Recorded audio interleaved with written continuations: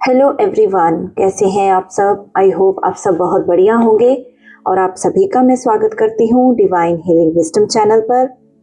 तो दोस्तों, आज मैं जिस टॉपिक पर बात करने वाली हूँ, आपने कई बार सुना होगा कि हमें होलनेस में आना है, हमें कंप्लीट बनना है, हमें अपने आप में संपूर्ण सोल बनना है। सबसे पहले हमें अपने आत्मिक रूप को पहचानना है। तो वो कैसे हम अपने आत्मिक रूप में आएंगे और क्या ही है इसका पर्पस, और इसमें आने के कारण हमें क्या क्या मिल सकता है या हमें आना क्यों ज़रूरी है।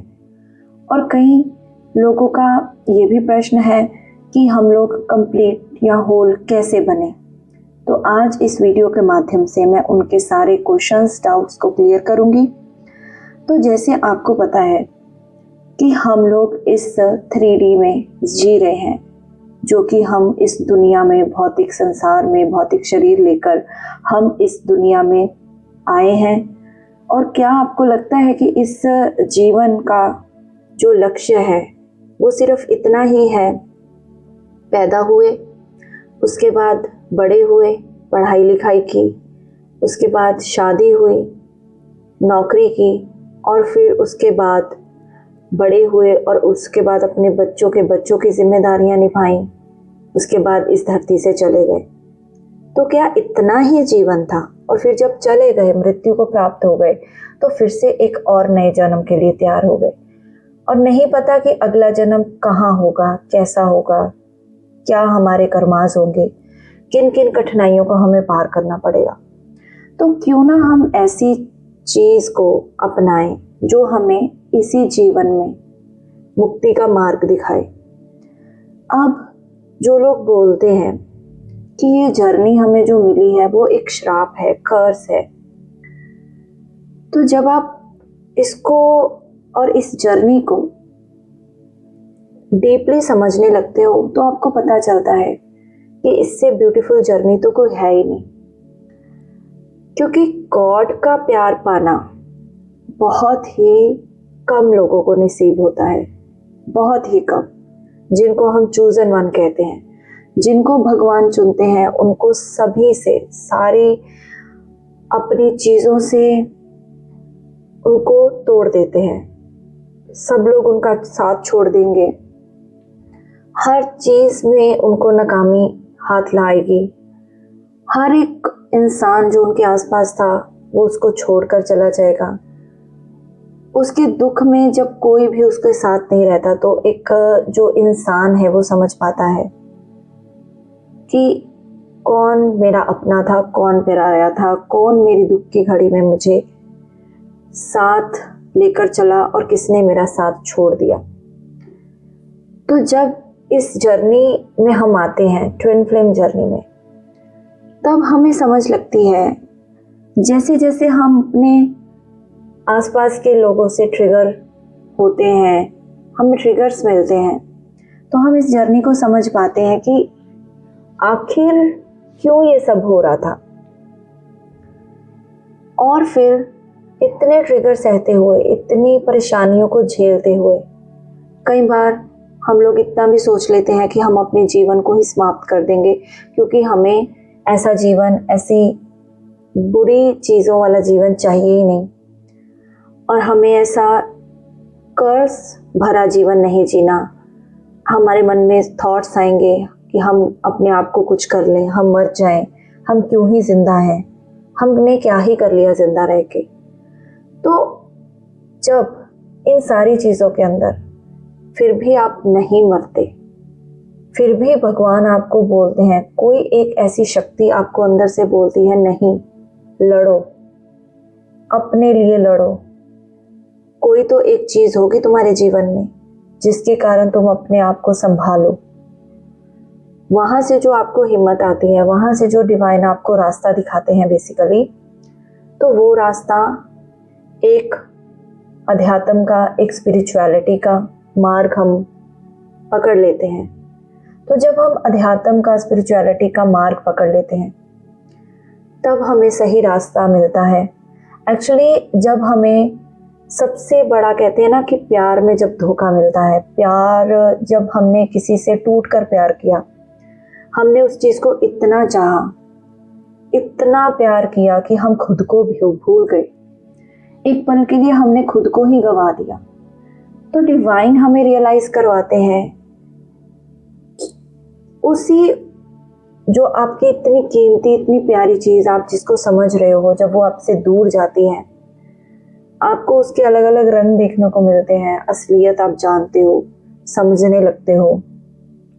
तो डिवाइन आपको समझाती है कि देखो, जो भी तुम इस शरीर में रहकर अपने आसपास की चीज़ों को देख रहे हो, वो हमेशा तुम्हारे साथ नहीं रहने वाली। तो आप अपनी ट्रू सेल्फ में आओ, आप अपने आप में होल बनो, कंप्लीट बनो, क्योंकि आप मेरे अंश हो, मेरे से निकले हो। और ये जो इल्यूजन, माया, जो इस 3D का ड्रामा जो चल रहा है आसपास तुम्हारे, वो सिर्फ और सिर्फ एक नाटक है। जितनी भी आत्माएं तुम अपने पास देख रहे हो, जितने भी लोग हैं, वो माता पिता के रूप में, भाई बहन के रूप में, किसी और, जितने भी जो भी आपके आसपास हैं, वो सब लोग, वो सिर्फ एक इल्यूजन है। वो सिर्फ अपना पार्ट प्ले कर रहे हैं, इस ड्रामा का हिस्सा है। जो भी ये ड्रामा 3D में रचा गया है, उस सभी ड्रामा को कंप्लीट करते हुए वो हर एक इंसान अपना अपना पार्ट प्ले कर रहा है। वो पार्ट आपको दुख देकर, वो पार्ट आपकी निंदा करके, आपकी बेइज्जती करके, आपकी इतनी ज़्यादा बुराइयां करके, या फिर कह लीजिए आप बहुत अच्छे हो, फिर भी आपको नहीं समझ आ रहा कि मेरा इतना निंदा, इतना तिरस्कार, इतना अपमान, इतनी बेइज्जती मैं क्यों सह रही हूँ। तो जब आप अध्यात्म से जुड़ते हो, आपको ये जर्नी मिलती है, तब आप समझते हो कि ये सब कुछ डिवाइन ही कर रहे थे। वो एक एक एक इंसान की असलियत मेरे सामने खोल के रख रहे थे परतें, ताकि तुम इस दुनियावी पाखंड को समझ सको, पहचान सको कि तुम्हारा असली घर यहाँ नहीं है। तुम जिस माया में घूम रहे हो, मेरा घर, मेरी गाड़ी, मेरे बच्चे, मेरा परिवार, वो मेरा नहीं है। इस बात को तुम जानो, तभी आपके आसपास के लोग जो कर्मों से आप लेकर आए हो, आपके कर्म बंधनों से बंधे हैं जो, वो आपको इतना दुख देंगे कि आप एक पल के लिए समझोगे कि क्या यही जीवन है। तो इस दुख के माध्यम से डिवाइन आपको यही क्लैरिटी देते हैं कि अपनी आंखें खोलो, अपनी सच्चाई को पहचानो, अपने आप को कंप्लीट मानो, अपनी जो भी चीज़ें हैं उनको देखो, समझो, परखो और आगे बढ़ो। यही नहीं कि तुम्हारा यहाँ पर परमानेंट घर है, आखिरकार तुम्हें यहाँ से जाना है एक ना एक दिन। जब जिस भी इंसान को ये चीज़ समझ आ जाती है कि जो भी मैं यहाँ पर फील कर रही हूँ या कर रहा हूँ, वो मेरे साथ कभी आगे तक नहीं जाने वाला, ये सब यही छूट जाएगा। एक ना एक दिन हमें यहाँ पर हर एक चीज़ को छोड़ कर जाना है, हर एक चीज़ को। तो अध्यात्म से जब आप जुड़ते हो, पहले जब आप इतने डिस्टॉर्टेड रहते हो, वुंडेड रहते हो, हम इतना रोते हैं, चिल्लाते हैं कि भगवान ने हमसे वो चीज़ क्यों छीन ली, क्यों हमारी इतनी प्यारी चीज़ पहले हमें दी, फिर हम इससे छीन ली। तो भगवान इससे यही दिखाना चाहते हैं कि आप जिस चीज़ को रियलिटी समझ रहे हो, वो असल में एक माया है। आपको उस माया से बाहर निकलना है, आपको मेरी तरफ मुड़ना है, आपको मेरे मार्ग पर आगे निकलना है। ये सब जितने भी लोग हैं, वो आपको आपकी यात्रा पर, जर्नी पर आगे बढ़ाने आए हैं। तो जिस दिन आपको ये बात समझने लगती है, लगने लग जाती है, आप अंदर मुड़ने लगते हो। आपको समझ लगता है कि ईश्वर ही है जो सर्वशक्तिवान है और समर्थ है। आपने अनेकों जन्म लिए पहले, ठीक है, उसके कारण हम इस भ्रम में पड़ जाते हैं कि हमें जब हमारा पास्ट का जो भी हमारा जन्म है वो हमें भूल जाता है हमारे नेक्स्ट जन्म में, तो हम भूल जाते हैं कि हमने पुराने जन्मों में क्या किया था। हम फिर से एक नई जो जिंदगी जीना चाहते हैं, बट हमारे पूर्व जन्म के कर्म कभी भी हमारा पीछा नहीं छोड़ते। तो ये जब जर्नी मिलती है हमें, होलनेस की जर्नी, कंप्लीट होने की जर्नी, तब हमें समझ आता है कि हम लोग तो व्यर्थ में ही भटक रहे थे। हमारी जो जन्म जन्मांतरों की धारणाएं हैं जब टूटने लगती हैं कि मैं एक जीव हूँ, दुर्बल हूँ, असहाय हूँ, अब मुझे दुख सहना ही है, अब मेरे आसपास के जो लोग मेरे साथ बुरा कर रहे हैं उनको तो मुझे सहना ही है। नहीं, आपको सहना नहीं है। आपके आसपास के जो भी लोग कर रहे हैं आपको सहना नहीं है। आपको वहां से निकलकर एक अपने अंदर शांति को भरना है। सबसे पहले जिस दिन आपके मन से निकल जाएगा कि मैं एक प्राणी हूं या मैं एक, ये मेरा भौतिक शरीर ही सब कुछ है, उस दिन जब आप हर एक सोल को एक जीवात्मा की तरह समझने लगते हो, तो आप अपने आप को भी एक आत्मा और अपने सामने वाले को भी जब आत्मा समझते हो, आपके माइंड से सारे क्लटर निकल जाते हैं कि उसने मेरे साथ ऐसा क्यों किया, उसने मेरे साथ बुरा बर्ताव क्यों किया, उसने मेरे को इतना दुख क्यों दिया। क्योंकि जब आप अपने आप के साथ कंप्लीट होते हो, होल बनते हो, तब आपको समझ में आता है कि जो ईश्वर का अंश मेरे अंदर था वो ही सामने वाले के अंदर था।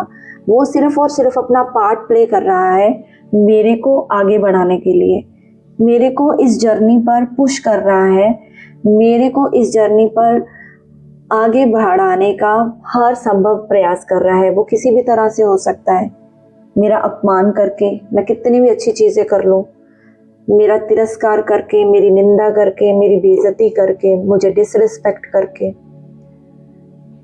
तो आपको यहाँ पर यही समझना है कि आपकी जर्नी आपको इसलिए नहीं मिली कि आप इन सारी दुखों को सहते रहो। आप अब इन दुखों से पार उठने के लिए आए हो। आप इन दुखों को सहने के लिए नहीं बने। आपके अंदर ही वो ईश्वर विद्यमान है जो आप बाहर, आप मंदिर, मस्जिद या आप गुरुद्वारे, कहीं पर भी, जहाँ भी आपका लाइटी प्लेस है, आप जाते हो, बट सबसे आपने सुना होगा कि आप अपने भीतर मुड़िए, अपने अंदर जाइए, आपको सब कुछ मिलेगा। ब्रह्मांड भी आपके अंदर है, यूनिवर्स और ईश्वर भी आपके अंदर है। जब तक हम अब ईश्वर को कहीं बाहर ढूंढते हैं या यूनिवर्स को कहीं बाहर देखने लग जाते हैं, तब तक हम कभी भी कंप्लीट नहीं होते, कभी भी हम वननेस में नहीं आते। तब तक हमारी डिस्टॉर्टेड एनर्जी ही रहती है। और कंप्लीट और होल बनने के लिए सबसे पहले जरूरी होता है सरेंडर, आत्मसमर्पण। आत्मसमर्पण होता है शरणागत हो जाना अपने उस ईश्वर के प्रति तन, मन और धन से। जैसे कि अब मेरी जो जीवन की नैया है वो मेरे ईश्वर संभालेंगे। मैंने अपने जीवन की हर एक बागडोर अपने भगवान ईश्वर के हाथ में दे दी है। अब मेरे ईश्वर जाने, मेरे गुरु जाने या मेरे परमपिता परमात्मा जाने, मुझे अब उनके पास जाना है। मेरी जर्नी है, मुझे ये यात्रा कंप्लीट करनी है। जिन्होंने भी मेरी इस यात्रा पर मुझे आगे बढ़ाया, उनके लिए भी कोई मन में गिला, कोई मन में शिकवा ना रखते हुए मैं बस अपने परमात्मा की ओर देखूंगी। आज जो भी वो मुझे दे रहे हैं, जिस तरह से भी वो मुझे रख रहे हैं, कम में, ज़्यादा में, जैसे भी, तो उसको मैं एक्सेप्ट करती हूँ या करता हूँ। तो this is the whole completeness, या दिस इज़ द होल जिसको हम बोलते हैं कि आप होलनेस में आओ, वननेस में आओ।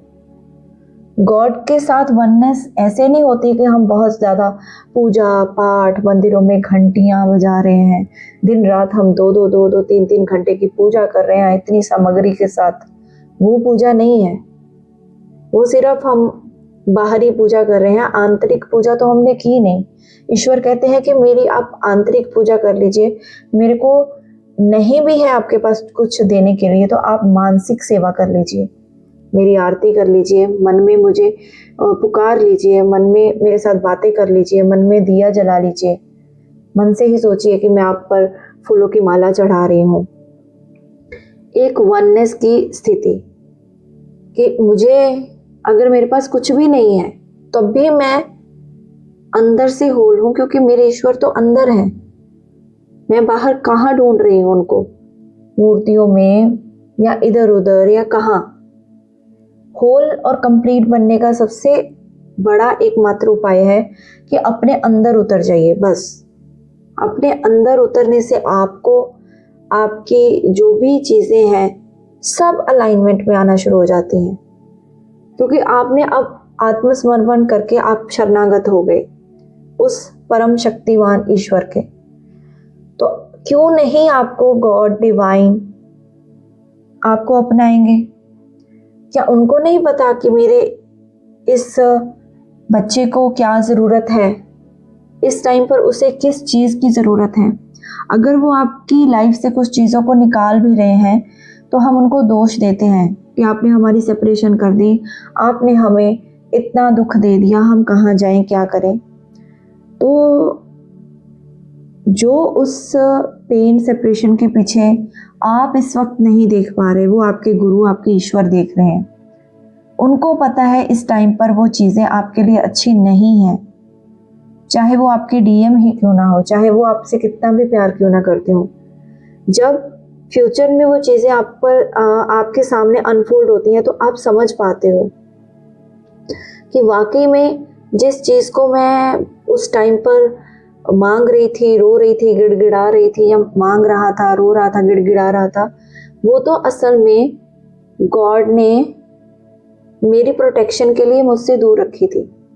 कहीं ना कहीं मेरी प्रोटेक्शन वो कर रहे थे, कहीं ना कहीं मुझे उन आंधियों उन तूफानों से बचा रहे थे। तभी तो कहते हैं कि तूफान भी तोहफा है।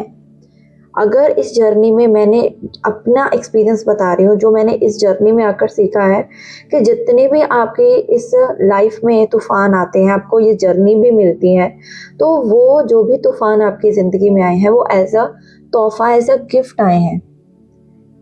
कभी भी गॉड आपको ऐसा नहीं चाहते कि आपकी ज़िंदगी में वो चीज़ें आए जो आपकी आगे चलकर आपको ही नुकसान पहुंचाएं।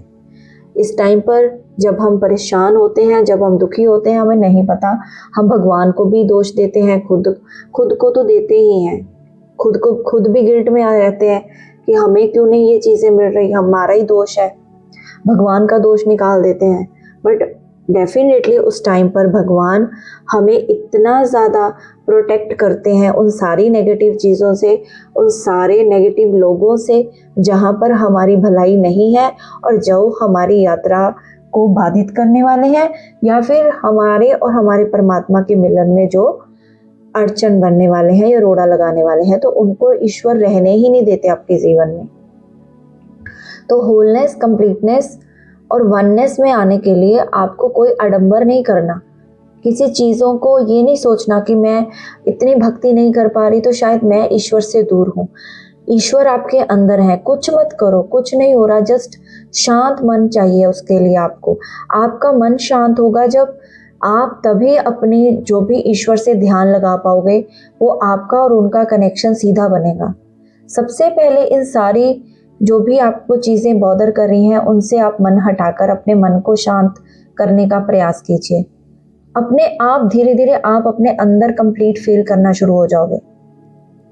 जैसे जैसे आप मेडिटेशन करते हो, हमेशा आपको बोला गया है कि आप सुबह 10 मिनट ध्यान ज़रूर कीजिए और आप शाम को ज़रूर कीजिए। सुबह ब्रह्म मुहूर्त में ध्यान करने से जो 4 बजे का टाइम शुरू होता है सुबह, तब इतना ज़्यादा प्योर पाइज्ड टाइम होता है, वो इतनी हाई वाइब्रेशनल एनर्जी होती है। अल्फ़ा थीटा की स्टेट में जब हम होते हैं, हमारी वाइब्रेशन इतनी जल्दी यूनिवर्स तक पहुंचती हैं, और वो जब हमारा कनेक्शन बनता है वो एक इतना डिवाइन प्योर और इतना जल्दी बनता है, जैसे कि हमें कोई ट्रैफिक मिले रास्ते में, हम कहीं जा रहे हैं, अगर हम दोपहर को निकलेंगे तो बहुत ट्रैफिक होगी, अगर हम सुबह सुबह 4-5 बजे निकलेंगे तो कहीं ट्रैफिक नहीं मिलेगी, हमें बिल्कुल खाली रोड मिलेगा। सेम वे में try to connect god with the brahma muhurta, with in the brahma मुहूर्त। बेस्ट टाइम है आपको अपने अंदर कंप्लीटनेस लाने के लिए। तो आई होप आपको ये बात समझ आई होगी कि कंप्लीटनेस में आना कुछ नहीं होता। हम कंप्लीट हैं, हम होल हैं और हम परमात्मा का अंश हैं। सिर्फ और सिर्फ देर है अंदर झांकने की। तो अंदर झांकिए, मेडिटेशन कीजिए, अपने आप के साथ प्यार कीजिए, अपने ईश्वर जो आपके ईश्वर तत्व आपके अंदर हैं, आप उनके साथ मर्ज हो जाइए। तो आप अपने आप कंप्लीटनेस में, होलनेस में आ जाएंगे।